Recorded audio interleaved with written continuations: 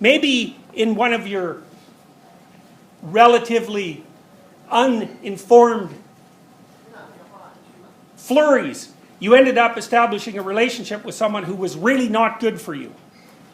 And that might mean, well, it was just a bad personality match. Or it might mean they really weren't good for you because, you can get pretty unlucky and you can get tangled up with someone who's very deceitful and very malevolent and who could care less about you, or maybe who even wants to hurt you. And then you can establish a trusting relationship with them, or at least you trust them. And then one day, you find out that they are not who they said they were, or even more importantly, they are not who you thought they were. And so then maybe you're in a committed relationship and they betray you with someone else. And so then you think, well, there you are at home, and you're perfectly happy about being at home, and then your partner comes home, and for one reason or another, you find out that they're having an affair, or that they've betrayed you, or that they've lied to you in some other spectacularly important way. And maybe it's a lover, and maybe it's a family member, and maybe it's a sibling, and maybe it's a friend, whatever. It doesn't matter. And so here's a way of thinking about it. The minute before they come home, you're in one place. And you remember, a place isn't just a place, right? A place is a place in time. Because we live in space-time. We live in time and place. And what that means is you can be in the same place in 1 minute and a completely different place in the next minute, even if you haven't even moved. And so place is a very, very complicated idea. So you're sitting at home and you're watching Oprah, and you're perfectly content to do that, and then the person comes home and the bottom of your world falls out. And then all of a sudden you're not where you thought you were. And it's a really weird place that you are now, because it's not where you were, that's for sure. But you also don't know where it is, because you don't know who that person is that's in that room with you. You don't know what your past with them was, or what it meant, or anything else about it, because it was predicated on absolute misperceptions. So none of your memories about those events are valid, even though you have them as memories. And then you have a worse problem, which is if you're betrayed badly enough, not only are you not going to understand your immediate past with that person, oh, and by the way, your future's also gone, so that's a big problem, as is your present has become radically more complex.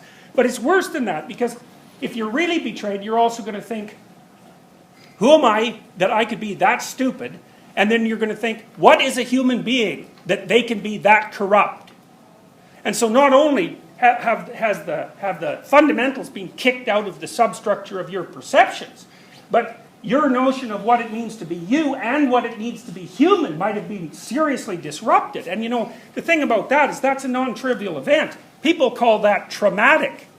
It's like a physical wound. In fact, it certainly, if the trauma is great enough, it can produce a psychophysiological wound, because that sort of trauma, a deep betrayal is a good example, will damage your brain. And maybe you'll recover from it, and maybe you won't.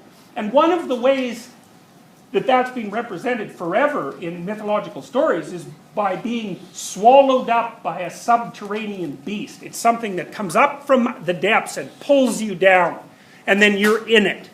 Now, why is that? Well, that's an extraordinarily complicated question, but here's the answer as nearly as I can tell. We evolved a very complicated neuropsychological system to signal alarm. So that's anxiety, threat sensitivity, right? And that makes us freeze, for example.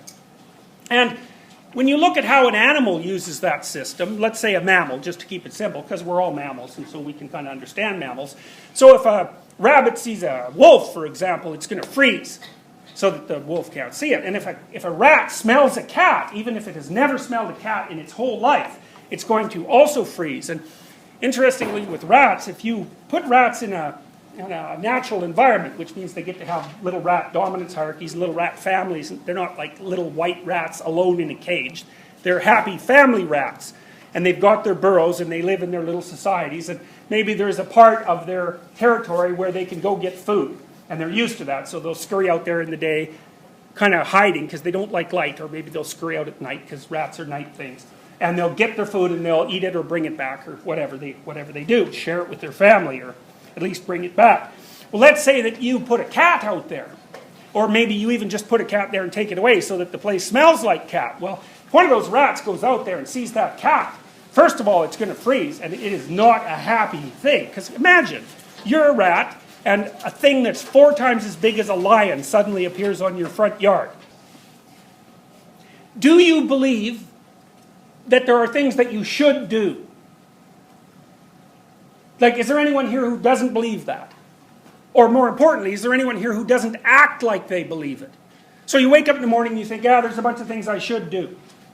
Or there's some things I should do next week. Or there's some things I should do with my life. Yes? That's a common thought? Does anyone not think that way? Okay, so if you're not thinking that way, you end up pretty depressed, because then you think, well, there's nothing I should do with my life. And that's not such a happy thought, because life is hard, and then if there's nothing to do with it, well, all you're there stuck with is a bunch of suffering, and that doesn't seem like a very good idea. Okay, so then you might say, well, what exactly does should mean? Well, it means that you have a moral obligation of some sort. You might say, well, you've decided that yourself. And the answer to that is, like, no, wrong. You haven't decided that yourself. Are you kidding? You'd be a complete psychopath if you decided that by yourself.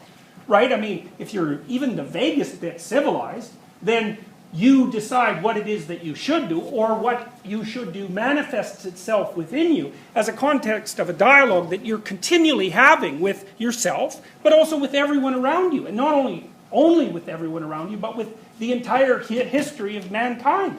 Because we're all historical creatures, and what you think you should do is being shaped by what your parents think, and that was shaped by what their parents thought, and that was shaped by what their parents thought, and so on back into the depths of history, as far back as you can possibly imagine, both historically and biologically.